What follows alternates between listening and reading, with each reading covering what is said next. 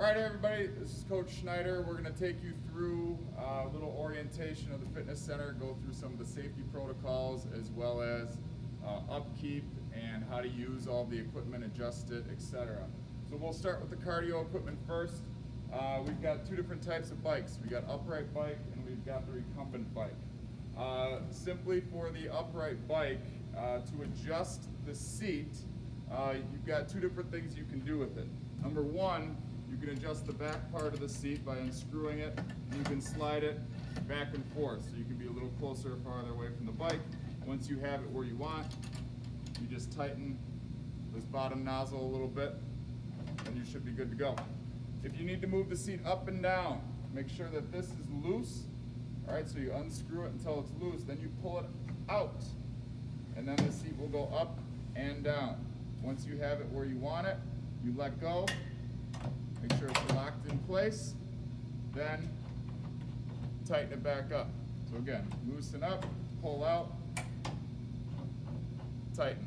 All right, that will adjust your seat up and down. There's nothing else you can adjust on this. Operation's pretty self-explanatory. You've got a start button, you've got different options for workouts. Biggest thing is when you're completed with your workout, that you wipe down all of your touch points.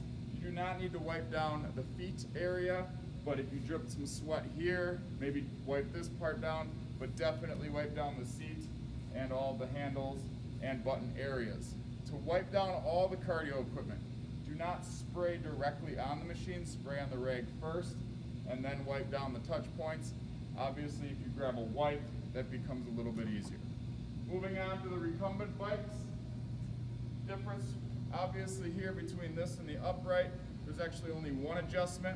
You're seated more horizontally versus vertically, and only thing you can do is move this part forward and backwards.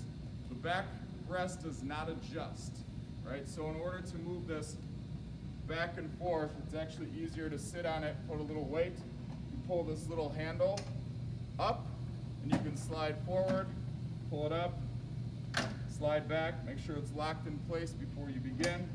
Once you have a good spot, then you can put your feet in.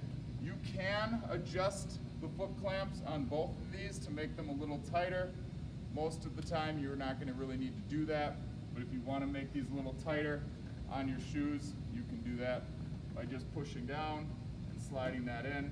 You need to loosen it up, you push here, pull it out a little bit, lock it in place. Same thing as the upright bikes. When you're done, wipe down the touch points. That would include the little yellow handle adjustment areas. Anything here, wipe down the entire seat, handles here, and the front face. All right, so next machine, this is the SciFit Pro Body Total 2. In order to use this machine, you should get clearance from your coach, trainer, whoever's supervising up here, or Melissa, our athletic trainer. This machine is usually reserved for athletes or individuals that need rehab or are looking to train upper body, lower body cardio because maybe they have an injury, maybe they have a lower non-ambulatory use, right? So if you're going to use this machine, talk to the supervisor or trainer first. They can get you set. It has a bunch of different options, a bunch of different programs. I'll walk you through it very quickly first. To move this whole thing, the whole seat back and forth, there's a little yellow lever here on the bottom. Push this down and the seat will move forward and backwards. Once you have it where you want, lock it in place. If you're seated, you just kind of use your heel and you can slide forwards and backwards, all right, so you can kind of get a feel for where you want your feet. Once you have it locked in place, all right, there's also a couple other options for you if you need to turn. This is more for my wheelchair students in my adaptive class, that we can get them in and out of the seat a little more easily. So that's the front handle, turns it front and back. Then you have a back handle here. That will be your recline. Again, you shouldn't need to be reclined much, so the more upright you can make this and lock it in, the better. But if you need a little more space, you can move back just a little bit. And then last but not least, all right, we have the up and the down lever, which is on the front here. Again, there might not be enough pressure if you're not sitting on it to push it down, right? It's a little more difficult, but if you're seated on it, pull up this handle, you just stand up a little bit, it'll move up, pull on this handle, it'll sit back down. You can also adjust the feet areas by pulling out these little handles, and you've got two different lengths that you can adjust that, and you can see the same thing here on the handles, two different lengths that you can adjust these on as well. And it should be locked in place. Biggest thing is you want to make sure that these are set the same. Same length here, same length there. Now for use, once you are ready to go, understand that the handles and the feet will always move together. So if you're just doing upper body, make sure your ankles and shins are not in the way, or you will get hit in the shins with the pedals. If you want to do both, obviously, you just put your feet in one, hands in the other. Once you get going, you'll see it power up automatically. Now it's a touch screen here and a regular screen here. If you use the touch screen, fine. You can change the resistance, make it a little more difficult, just like the bikes or ellipticals. If you don't like what you want, change the program. All right, you can do strength workouts, cardio workouts, hills. All right, it's a fantastic machine, but again, if you're going to use it, it should be purposeful. All right, this is not to replace a bike. This is more for trying to create some kinetic motion for rehab type workouts. All right, just like all the other machines, when you're finished, wipe down all the touch points. You do not need to wipe down the foot areas, but if you drip sweat anywhere else, wipe that down, wipe this down, good to go. Next machines here, we got the treadmill. Biggest thing here, pretty self-explanatory, but the curved treadmills. We've got 4 of them. These are self-propelled, right? There is really no on button to get them moving. You can turn it on here to track your timing and your speed and else, other like your METs and your pulse and things like that, but this does not power the actual belt. So to get on, instead of stepping on from the back, you need to get on from the side. So step up here first and then step in the middle of the treadmill. Notice when I'm in the middle, it's not going to move, right? If I accidentally get up and I step here, right, it's going to move right away, right? So start in the middle. Then when you're ready to get used to it, hold on to the handles here. Once I step forward, it will start moving right away. The nice thing about this is it goes at the speed you want. So if I slow down, it slows down. If I speed up, it will speed up with me. This is great for sprint training once you get the hang of it, because you can get into a full speed sprint, and then as you slow down or stop, the belt will slow down and stop with you, okay?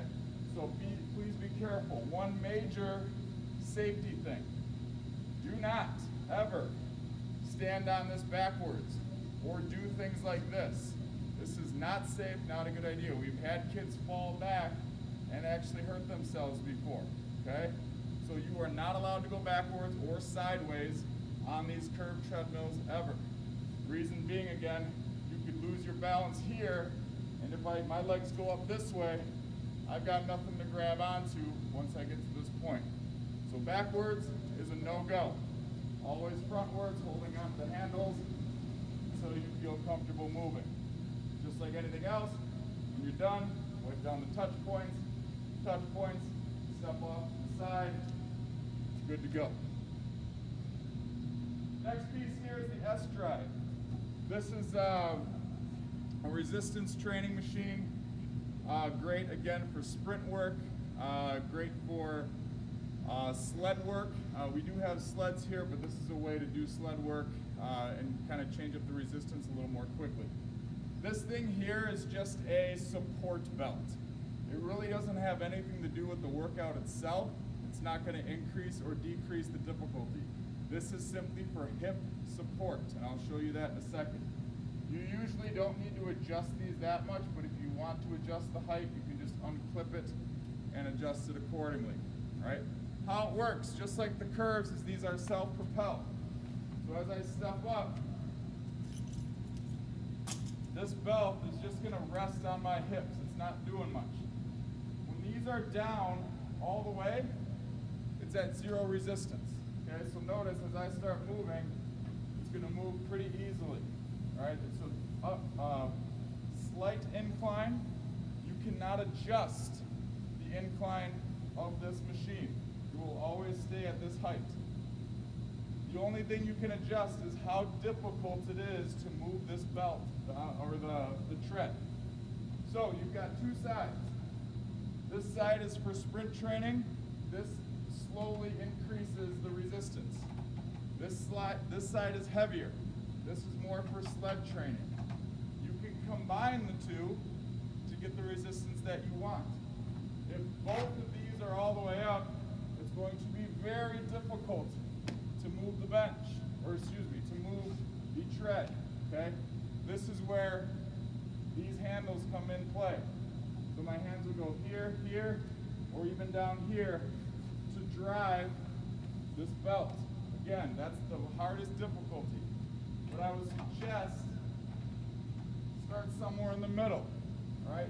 Get yourself going, all right, work on that drive. If it's too easy, you can increase the drive a little bit more, side by side.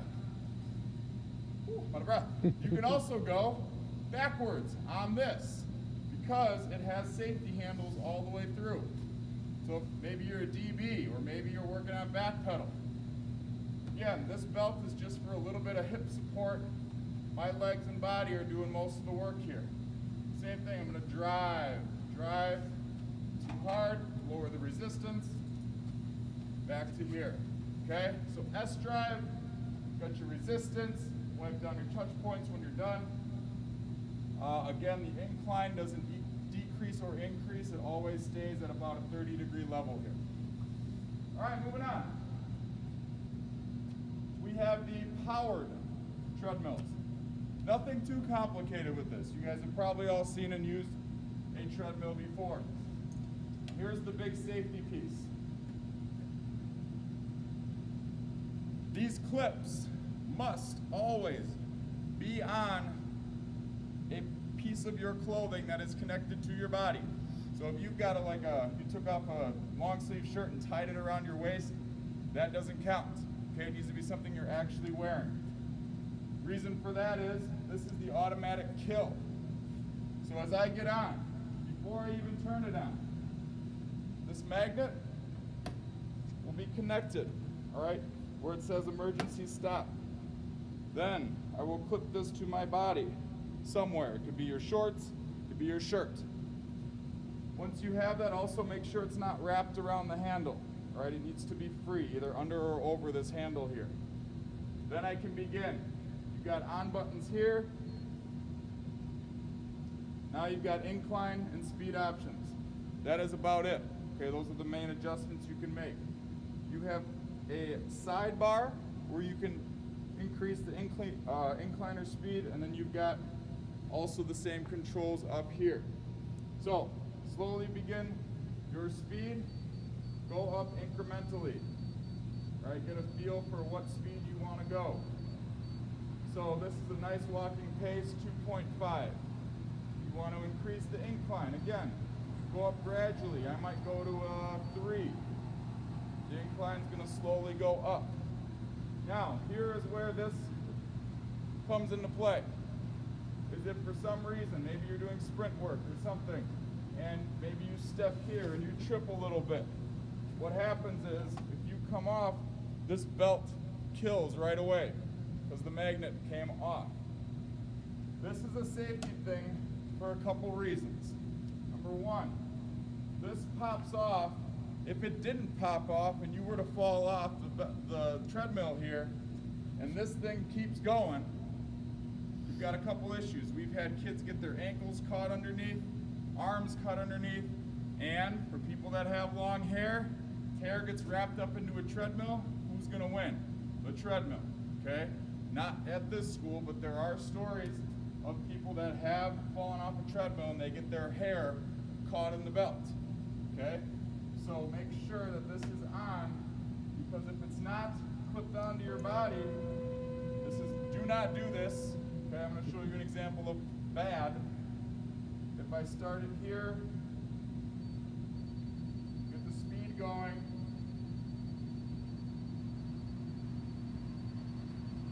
Because again, if I get off of this, it's still going. You get something caught in that speed of a belt, that's going to be a problem, okay? So make sure you always have your clip on, not wrapped around this either. Notice, if it's wrapped around, the magnet won't come off. If it is free, as I release, kills the belt. All right, let's move on. That's all three of these powered treadmills. They're all pretty much the same. Assisted dip push-up, assisted dip chin-up machine. Now, the resistance here is different than what you might think of most resistance. The more weight you add, the easier it actually becomes. Because what this does is this weight actually pushes you up instead of what regular machines where we are usually displacing the weight. So, if I'm going to do, we'll start with chin-ups or pull-ups. You step up here, you want to make sure these bars are where you want them. If you're going to do regular chin-ups, you're probably going to want to push this bar out of the way so your head doesn't hit it as you come through. Grip options are endless, right? I usually like to use these just because it works on my hand grip a little bit more as well. How this works then is you step up here, grab onto the handles, you go one knee down first. Then bring the other knee, and you're going to go down into this position. Then you pull yourself back up, down, up. Now, at this point, when you're complete, you step off to the side. That's it. Here is what this machine is not intended for, where I see a lot of students breaking it, is they sit on it, right? And maybe they put a lot of weight on it and they're just kind of bouncing up and down, hanging out, talking to their friends. Do not do that, okay? Because that's when this cable tends to snap. Because if I'm sitting on it and all of a sudden I jump off, this thing goes up really fast, and that quick release is what ends up breaking the cable. You break the machine, you pay for the repair. It's that simple if you're misusing it. The dips, same concept. You go in or out, narrow or wide grip. Start with the kneel here, going down, dip, pressing back up. Dip, press. You want more of a narrow grip? Dip, up. Okay, and again, step off first, and then slowly let this come back up. Step down when you're done. Wipe down the touch points appropriately. All right, moving on to the turf. I'm not going to go through every piece of equipment. That is something your PE teacher will go through on what exercises you can do with all these pieces of equipment. Biggest thing there for safety is make sure you wipe it down appropriately, put it back in the correct space when you're done. You can see we've got extra dumbbells here, med balls, Swiss balls. We've got fat bells, kettlebells, right, and BOSUs underneath. They all have a specific spot, jump ropes and ab mats hanging on the ends. All right, this would be an example of what shouldn't be here. All right, these do not belong on the turf. All of the benches belong on the rubber area. Plyo boxes can go anywhere you have space, except here. If you're going to do plyo work, here's why I don't want it here. You step up here, you lose your balance, you're going over the edge, we can't help you. It could kill you. Okay, so here's the rule we have with plyo boxes if you're going to do work. If you see here, there's a little line in the turf, all right, where it's cut. You're going to do jump work on a plyo box. The plyo box must be on this side of the line, not over here. Okay, so plyo box work can be in this strip of the turf or in the rubber area, not here. This bench also should not be here. All right, so make sure that these are on the rubber because the metal of these feet can actually tear the turf. Okay, so keep those on the rubber area. You've got sleds over here. Again, not thrilled that whoever was using these didn't clean up after themselves, but when you are complete, you can always leave one plate on, but all the other plates must come off and come back to the tree.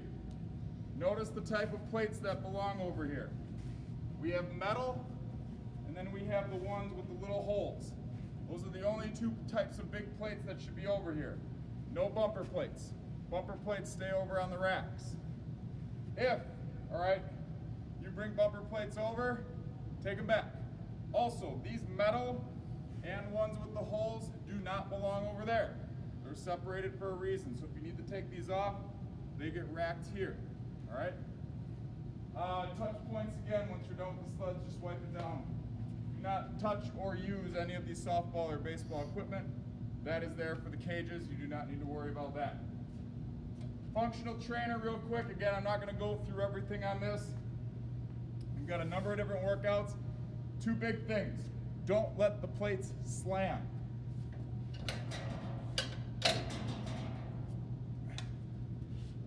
Here's an example, and I'll use a light weight so I don't actually break the cable. All right, you adjust the weights down there. When I'm done doing a workout of any sort, maybe I'm doing rows, do not let the plate slam like this. All right, because not only is that bad for the cable here, it's bad for the cable internally. That's where they can break. Same rule as before. If you drop, misuse, and break it, you pay for the repair.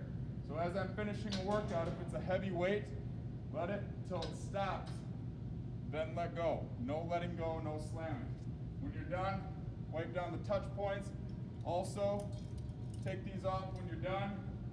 Put them on the accessory rack here. Same thing on these ropes. Take it off here. There's little hooks on the side.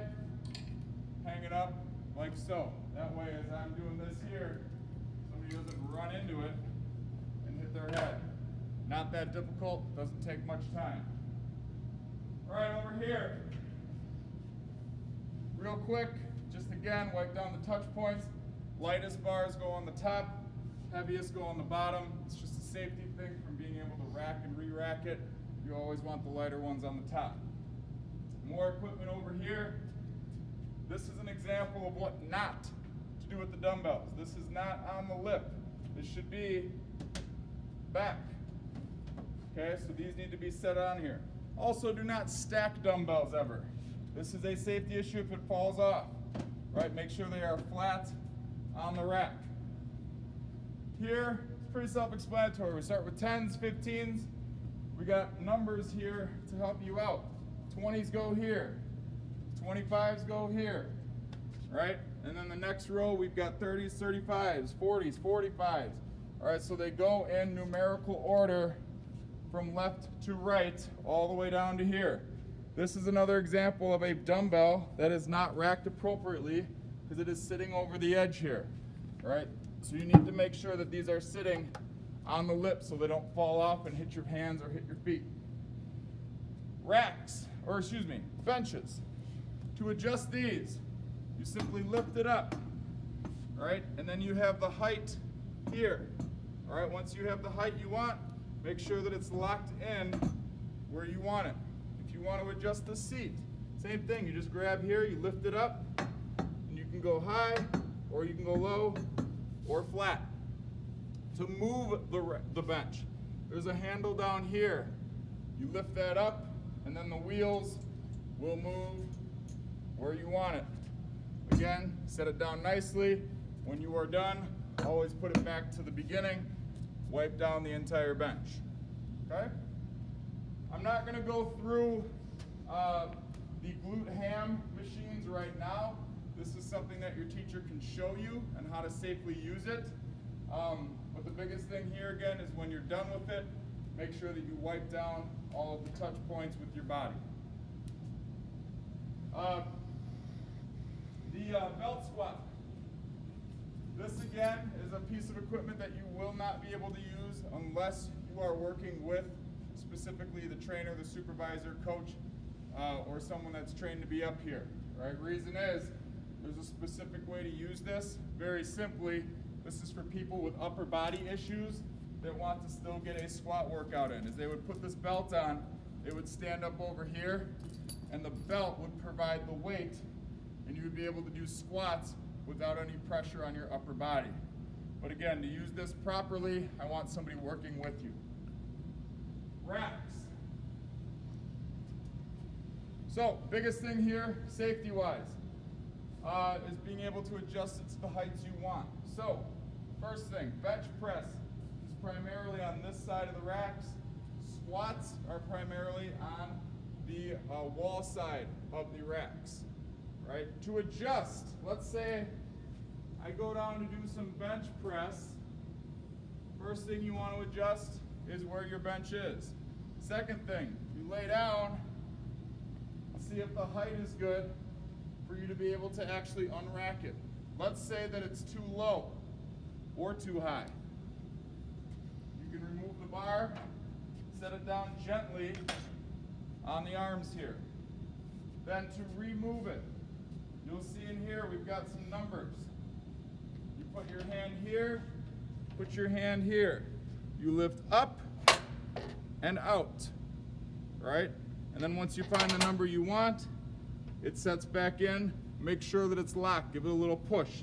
So I moved it up to 13. If I go to the other side now, same thing. I'm going to lift, grab both ends. I'm going to lift up and out and move it up one.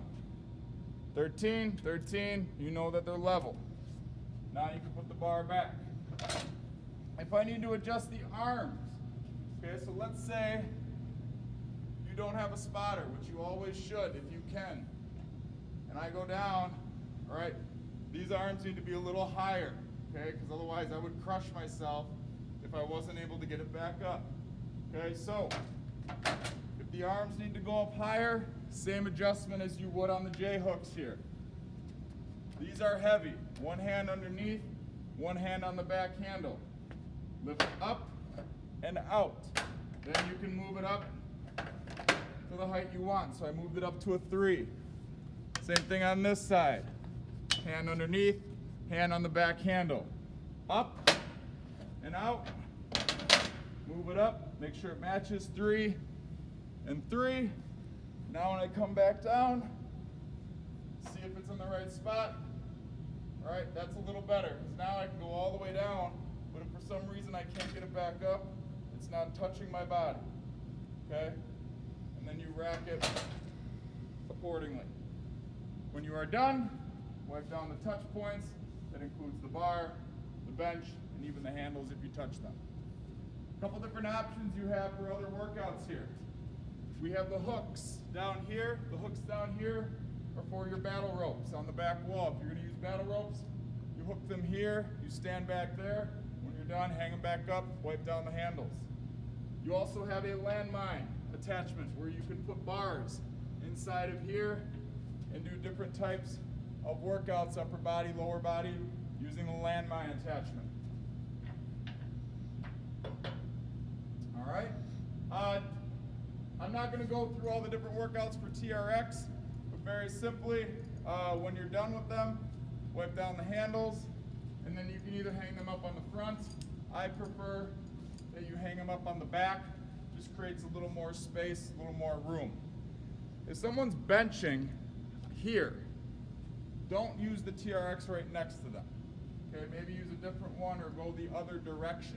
That way you're not getting in each other's way. Weights, pretty simple. Right, we've got 5s up here. I'll go on this side so you guys can see a little better. You've got the 5-pound tag weights up here, 10, 25, 45. That is it, right? Make sure that these are put in the appropriate spot. You should never have more than 3 plates in an area. These are the clips. So if I take a 10 and I put it on, the clip works like this. You slide it on and you tighten it. One hand goes this way, the other hand goes reverse. So I go here, tighten it up. All right, now the clip doesn't come off, plate doesn't move. To loosen it, you just go the other direction. Twist, pull it off. All right, obviously this side's full because I took it from the other side. When I'm done with the clip, it goes back on top. Again, 5, 10, 25, 45. When you're done with the plates, make sure you unrack it, put it back in the appropriate spot. Wipe down touch points.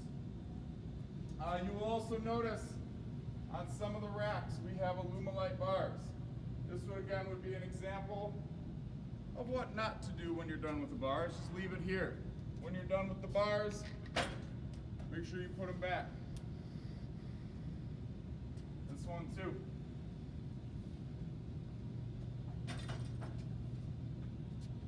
Always put back your stuff when you're done. Now, in this rack, you will notice we have other bars. These are called Alumilite bars. These bars are anywhere between 15 and 25 pounds. All right, so they're a little lighter. So if you're just learning the workout for the first time or practicing technique, you can switch out the heavier bar for an Alumilite. There is at least one of these for every rack. We have at least 6 of them. These are 45. These are between 15 and 25. We have 2 different styles. Come on over here, Mr. Peralski. Just one last note with adjusting these as well. The J hooks are the same in regards to lifting up and out to adjust the height. To adjust these, all right, same concept, up and out. And then you can raise and lower the safety racks down here. Make sure they're on the same number. Good to go. Okay? All right, let's move on to the last piece here. Actually, sorry, 2 more pieces.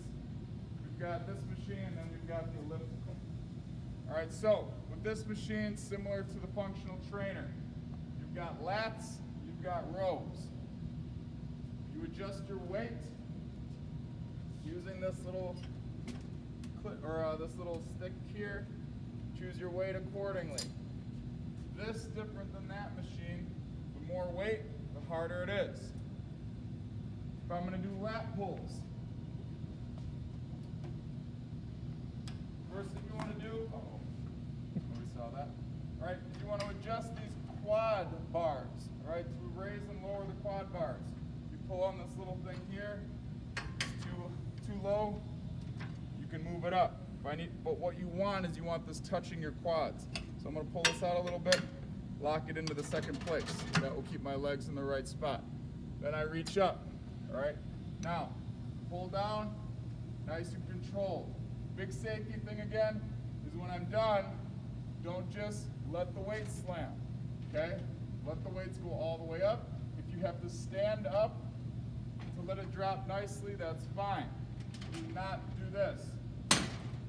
All right, that's what breaks the cable eventually over time.